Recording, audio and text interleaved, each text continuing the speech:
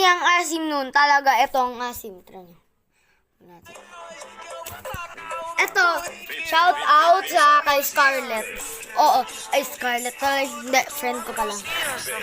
Ito, ewan ko kung ano ginagawa ko dyan. Kasi papunta dyan yung nanay ko. Kung mahalata nyo, bakit hindi na ako nagtitiktok masyado? Kasi nga, parang, di ko na maano. Meaning ko, nabubuksan ko pa naman. Oo. Nabubuksan pa naman siya. When you give me, alam mo yung ocean eyes? Uy, nakulot pa. Kunti na lang. So guys, meron akong isa pang YouTube channel. Ano siya, may picture kami ng crush ko. Si Tomiko. The joke lang. Buti pa to, maganda.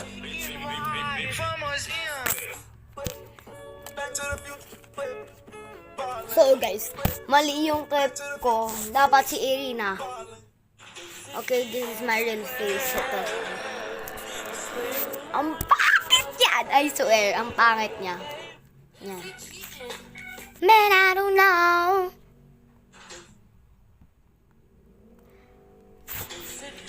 Face reveal if this... Ben, nag-face reveal na ako yung beses na. Ayan. Ang pangit dyan, be! Gusto ko talaga irritate. Ito, random film lang. Random film kay Blessing. Hindi, joke lang. Yan! Ang pangit niyan. Pure Filipina beauty. Ang pangit. Fake an avocado. Ay, joke. Hey, Scarlett. Hindi po yan. Nice, smart.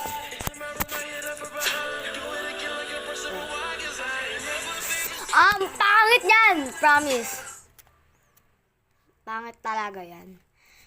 So, kasi kung makikita nyo nga, parang yung, Shixela, Loki. Loki, guys, medyo naiinis din ako sa kaibigan ko.